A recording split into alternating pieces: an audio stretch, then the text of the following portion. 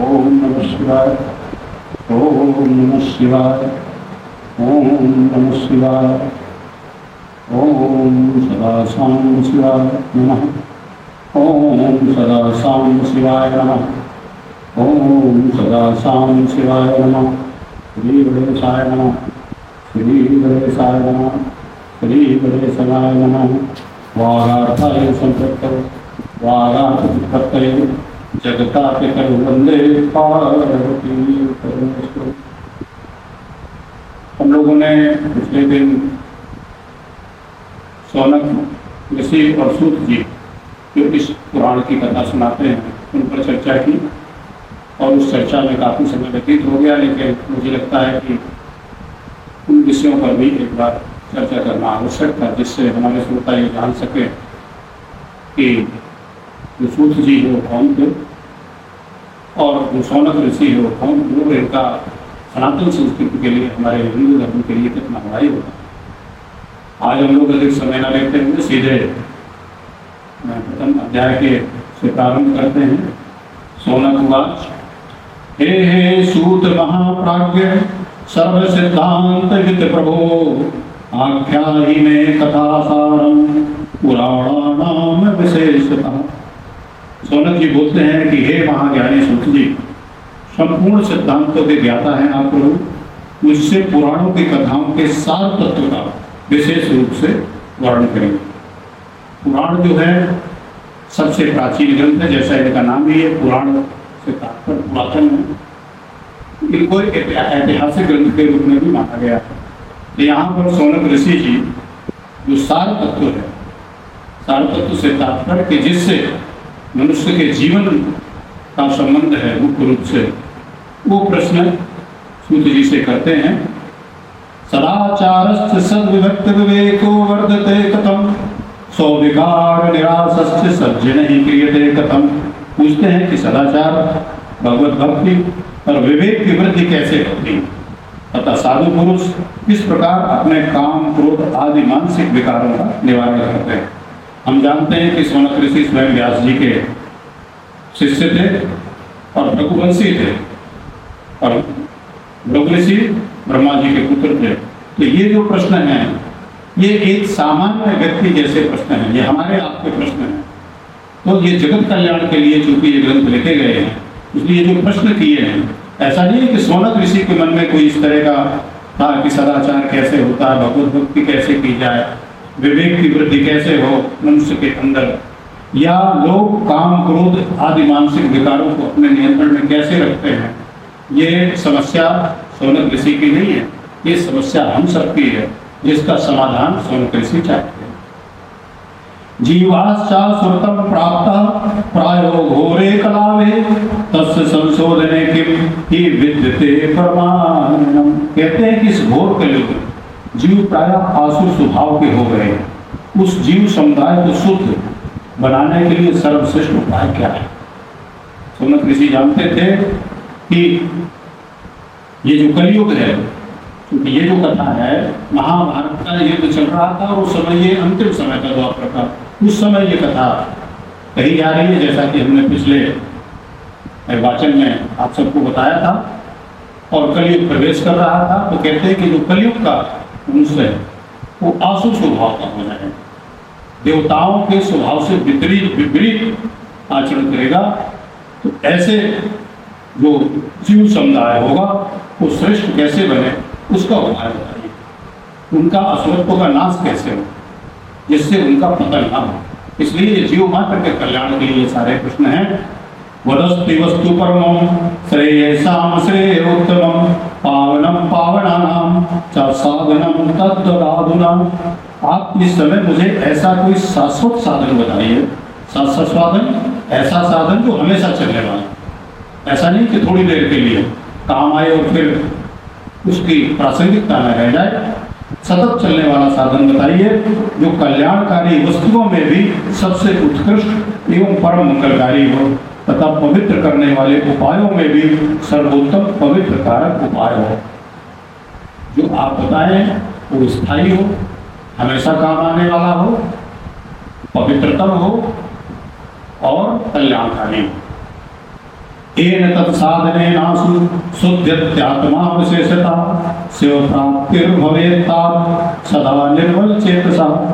ये ताप वह साधन ऐसा हो जिसके अनुष्ठान से शीघ्र ही अंतःकरण की विशेष शुद्धि हो जाए तथा उससे निर्मल चित्त वाले पुरुष को सदा के लिए शिव की प्राप्ति हो जाए। ताप हमारे संस्कृत और हिंदी में ताप ऐसा संबोधन है जो स्वामी के लिए, सेवक के लिए, बड़े भाई के लिए, छोटे भाई के लिए, पिता के लिए, पुत्र के लिए, आचार्य के लिए और शिष्य के लिए इस शब्द का प्रयोग किया जाता है। इसलिए कौन इसको प्रयोग कर रहा है उसके अनुसार ही इसका आशय लिया जाना चाहिए। सौनक ऋषि यहाँ पर सूत जी को व्यास गद्दी में बैठा करके स्वयं यजमान के रूप में है। सूत जी श्रेष्ठ पद पर पधारे हुए हैं, इसलिए यजमान उनको स्वामी मालिक के रूप में संबोधित करते हुए ये प्रश्न करते हैं कि इस अनुष्ठान जो आप हमें बताइए वो इस तरह का स्थायी अनुष्ठान हो, पवित्रतम हो, सर्वदा काम आने वाला हो, जिससे मनुष्य शिवत्व को प्राप्त हो। शिवत्व का तात्पर्य कल्याण को प्राप्त हो। शिव का अर्थ ही होता है कल्याण। भगवान शिव कल्याणकारी देव है, इसलिए वो ये प्रश्न पूछते हैं। सौनक ऋषि के प्रश्न पूछने पर सूत जवाब दे रहे हैं। सूतवाच धन्यस्तम मुनिसार्दूल श्रवण प्रीत लालसा अतो विचार्य सुधिया वच में शास्त्रम महोत्तमम। सूत जी बोले, मुनि श्रेष्ठ सौनक आप धन्य हैं, आपके हृदय में पुराण कथा सुनने के प्रति विशेष प्रेम एवं लालसा है, इसलिए मैं शुद्ध बुद्धि से विचार कर परम उत्तम शास्त्र का वर्णन करता हूँ। जब कोई प्रश्न अपने निहित स्वार्थ से संबंधित नहीं होता, जगत कल्याण के लिए होता है, तो प्रश्नकर्ता का और जिससे प्रश्न किया जाता है उनका दोनों का मन अत्यंत प्रसन्न होता है। और ऐसे आचार्य गुरु अत्यंत प्रसन्न होते हैं। माँ पार्वती ने जब भगवान की कथा, राम जी की कथा कहने के लिए शिव जी से प्रश्न किया था तो उन्होंने भी यही बात कही थी कि आपने बड़ा सुंदर प्रश्न किया, जो अब आप कथा पूछने जा रही है ये सारे संसार का कल्याण करने वाली है। इसलिए सूत जी अत्यंत प्रसन्न होकर के बोल रहे हैं और उनको मुनि श्रेष्ठ कह के संबोधित कर रहे हैं। वास्तव में सौनक ऋषि मुनि श्रेष्ठ ही थे, लेकिन यहाँ पर जगत कल्याण के लिए अन्य जो 88,000 ऋषि मुनि वहाँ आकर के बैठे हुए हैं सूत जी से पुराण की कथा सुनने के लिए, उनके कल्याण के लिए वो यजमान के रूप में बैठ करके प्रश्न कर रहे हैं। सर्व सिद्धांत निष्पन्नम भक्त्यादिक विवर्धनम स्योतोष करम दिव्यम सूर्वत्स रसायनम। हे वत्स, वत्स माने होता है बेटा, लेकिन यहाँ भी जैसे तात शब्द है इसी तरह से वत्स का प्रयोग हुआ है। संपूर्ण शास्त्रों के सिद्धांत से संपन्न, भक्ति आदि को बढ़ाने वाले, भगवान शिव को संतुष्ट करने वाले तथा कानों के लिए रसायन स्वरूप दिव्य पुराण का श्रवण कीजिए। अब सूत जी उन्होंने तो सिर्फ प्रश्न किया कि आप हमें कोई ऐसा उपाय बताइए जो स्थायी हो, कल्याणकारी हो, परम उत्तम हो। वो उपाय क्या होगा वो सूत जी बता रहे हैं और उस उपाय के रूप में ही वो इस महाशिव पुराण की कथा आगे सुनाएंगे। काल व्याल महात्रास विध्वंसकर मुक्तमम शैवम पुराणम परमम शिवनुक्तम पुरा मुने।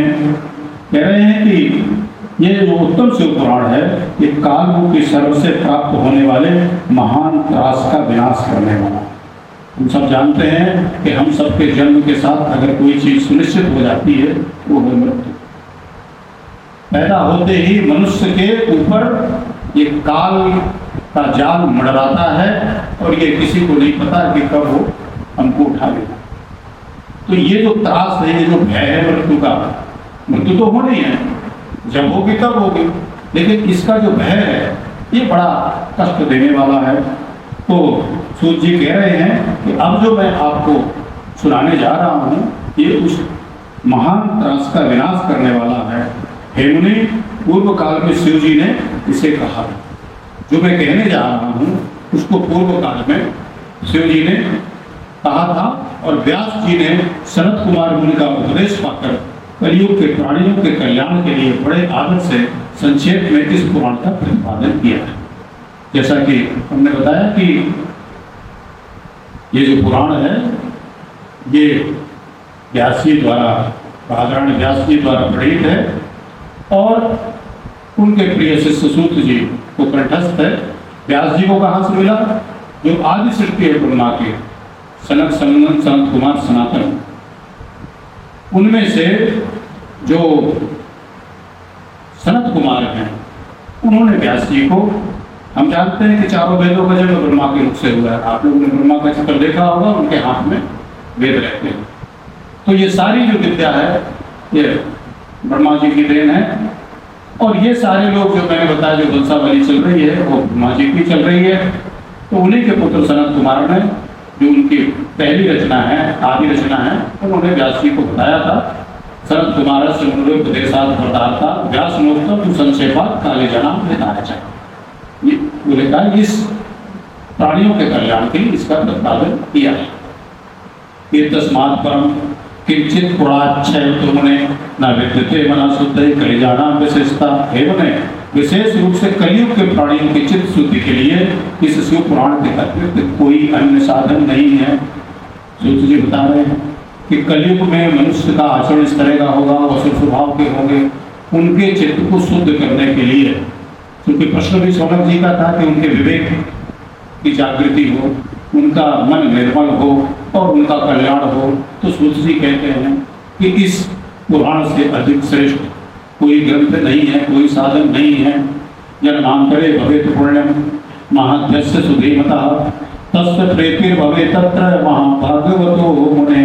हे मुने, जिस बुद्धिमान मनुष्य के पूर्व जन्म के बड़े पुण्य होते हैं उसी भाग्यशाली व्यक्ति को इस पुराण में प्रीति होती है।